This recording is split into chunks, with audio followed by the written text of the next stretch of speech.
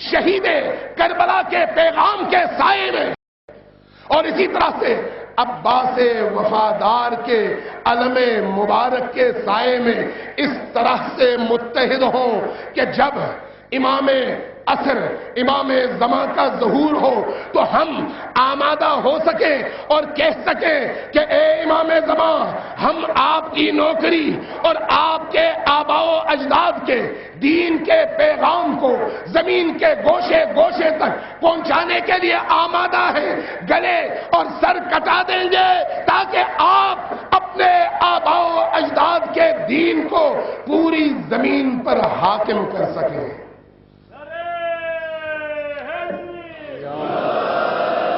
یہ ہمارا مقصد ہونا چاہیے، اور یہی عزاداری کا مقصد ہے کہ لوگوں کو امام عصر کے ظہور کی راہ میں تیار کر سکو، لوگوں کے دلوں میں انتظار کا فلسفہ جگا سکو، لوگوں کو عشق مہدی موعود سے آراستہ کر سکو۔ وہ مہدی موعود جو جب ظہور فرمائیں گے تو دیوار کعبہ کی طرف ان کی پشت ہوگی، ایک ہاتھ میں علی کی شمشیر ذوالفقار اور دوسرے ہاتھ میں کتاب اللہ یعنی قرآن، اور اس کے بعد کیا فرمائیں گے؟ الا یا اہل العالم، اے دنیا والو آگاہ رہو کہ میں کون ہوں، پہچانو، میں محمد عربی کا بیٹا ہوں، میں علی و فاطمہ کا بیٹا ہوں، میں حسین شہید کربلا کا وارث ہوں، وہ حسین جس کے جسم مبارک کو کربلا کی سرزمین میں گھوڑوں کے سمو تلے پامال کر دیا گیا۔ وہ اونچی آواز سے پکاریں گے کہ لوگوں مجھے پہچانو کہ میں اس حسین کا بیٹا ہوں جس کو کربلا میں 3 دن پیاسا رکھ کر شہید کر دیا گیا۔ میں اس حسین کا بیٹا ہوں جس کی بہنوں کو بے ردا، بے مکن و چادر، بے حجاب پورے شہر کوفہ شام کے بازاروں میں ننگے سر پھرایا گیا۔ وہ امام جو مظلومیت کے ساتھ پکاریں گے کہ میں اس نبی کا بیٹا ہوں جس کی بیٹیوں کی حرمت کو پامال کیا گیا۔ یہ کوئی چھوٹی قیامت ہے کہ اہل البیت پر، نبی کی بیٹیوں پر اس طرح کے ستم ڈھائے جائیں، اور کون ڈھائے؟ وہ مشرکین قریش جنہوں نے اسلام کا لباس پہنا لیکن ان کے دل کبھی بھی مسلمان نہ ہوئے۔ کس کس طرح کے مظالم؟ منہال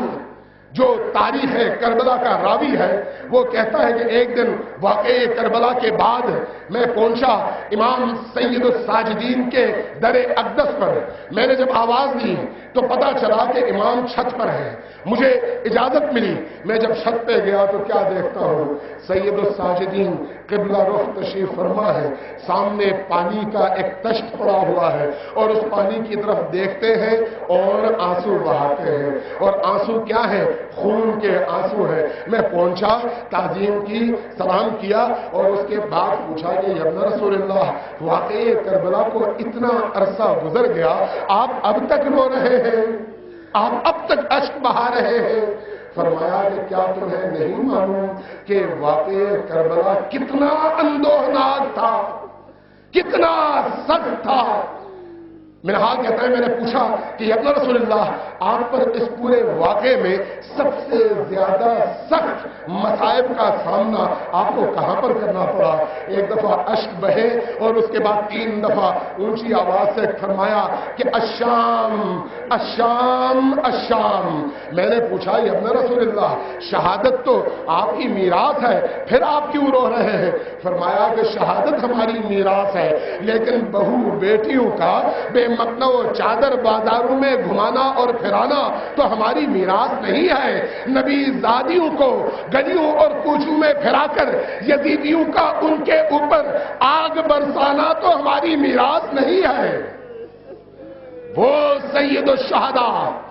جن کی آل و اولاد پر اس طرح کے مظالم ڈھائے گئے. جب سید الساجدین سے پوچھا گیا کہ کربلا کے بعد سخت ترین واقعات کیا تھے، فرمایا کہ جب ہمارے بچوں کو اور بڑوں کو زنجیروں سے باندھا گیا تو بچوں کو اس طرح سے باندھا گیا کہ ان کے گلے توق میں تھے اور زنجیر کا اگلا سرا کسی بڑے کے توق میں تھا. جب نیزے کی انی سے اس بڑی مخدرہ کو زخمی کیا جاتا اور گھوڑے کو ایڑ لگائی جاتی تو وہ بچے کا قد چونکہ نیچے تھا، زنجیر کھچ جاتی اور بچہ فضا میں اٹھ جاتا.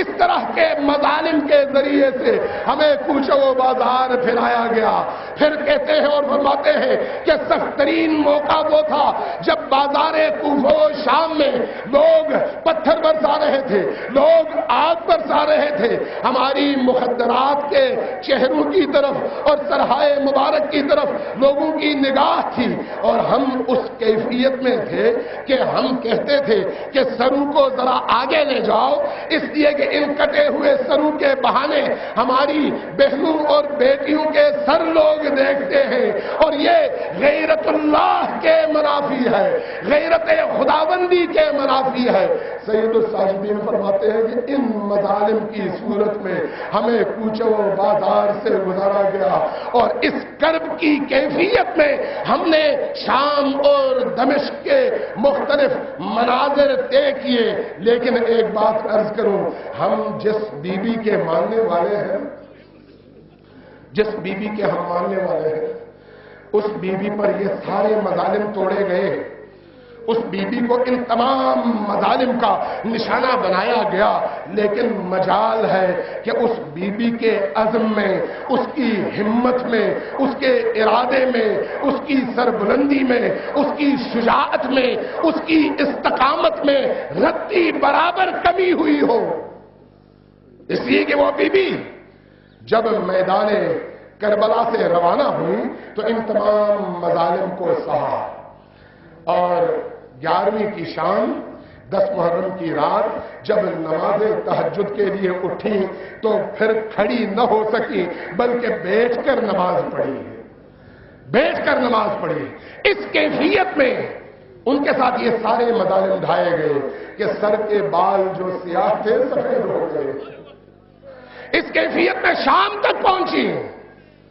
اور جب یزید کے دربار میں یزید نے دیکھا کہ ان اسیروں کے ارادوں میں، ان کی ہمت میں کوئی کمی نہیں ہے اور سید الساجدین اپنی پوری ہمت استقامت کے ساتھ خطبے ارشاد فرما کر یزیدیت کو للکار رہے ہیں،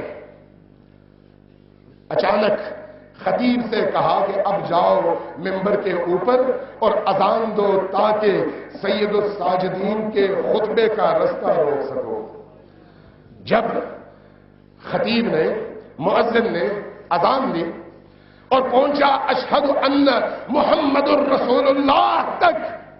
تو سید الساجدین دوبارہ بول پڑے کہ یزید اب رک جا رک جا رک جا، مجھے یہ بتا کہ جس ہستی کا نام تیرا مؤذن اذان میں لے رہا ہے یہ تیرا باپ اور بابا ہے یا میرا بابا ہے؟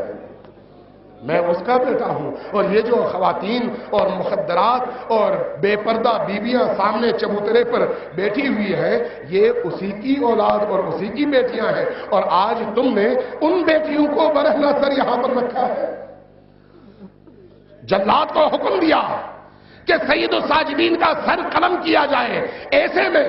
تاریخ نے لکھا ہے کہ ایک اونچے قد کی خاتون انتہائی جلال میں اٹھ کھڑی ہوئی اور اٹھ کر کہا کہ اے یزید تمہاری یہ جرأت کیسے ہے کہ تم سید الساجدین کو قتل کرنے کا حکم دو؟ یزید کی نگاہ پڑی اس بیوی پر، پوچھا من ہذہ المتکبرہ، یہ مغرور خاتون کون ہے؟ آپ سوچ سکتے ہیں کہ وہ بیوی جنہوں نے اتنے سارے مظالم برداشت کیے لیکن جب دربار یزید میں آئے یزید کی آنکھوں میں آنکھیں ڈال کر فرمایا کہ قیدک وسع سعیک، اے یزید جتنی کوششیں کر سکتا ہے کر لے، جتنی عیاریاں کر سکتا ہے کر لے، جتنی تم مکاریاں کر سکتا ہے کر لے، لیکن یاد رکھ نہ ہماری محبت کو تو ختم کر سکے گا اور نہ ہمارے ذکر کو تو مار سکے گا، اس لیے کہ یہ زبان وحی ہے۔ زبان وحی سے جو بات زینب بنت علی نے دربار یزید میں کہی، اس کا منظر آج آپ کو ہاٹ کے ان بازاروں اور گلیوں میں دیکھ رہے ہیں کہ زینب شہید ہو گئی، حسین شہید ہو گئے، اسرا کا دور بھی گزر گیا، لیکن ان 1400 سالوں میں ذکر محمد و آل محمد نہ صرف ختم نہ ہوا، بڑھتا گیا اور تا قیام قیامت بڑھتا رہے گا، اور پوری دنیا یک زباں ہو کر جہاں جہاں ہوگی لبیک یا حسین کے نعروں سے ہر دور میں میدان میں آ کر پوری دنیا کے ہر یزید کو للکارتی رہے گی اور بتاتی رہے گی کہ جب تک ہماری رگوں میں خون کا آخری قطرہ ہے، ہماری زبانوں پر لبیک یا حسین بھی موجود رہے گا۔ لبیک یا حسین،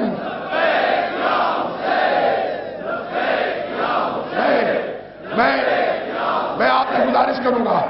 کہ یہ نعرہ، یہ عبادت ہے آج کے دور کی یزیدیت کو اس طرح سے للکارو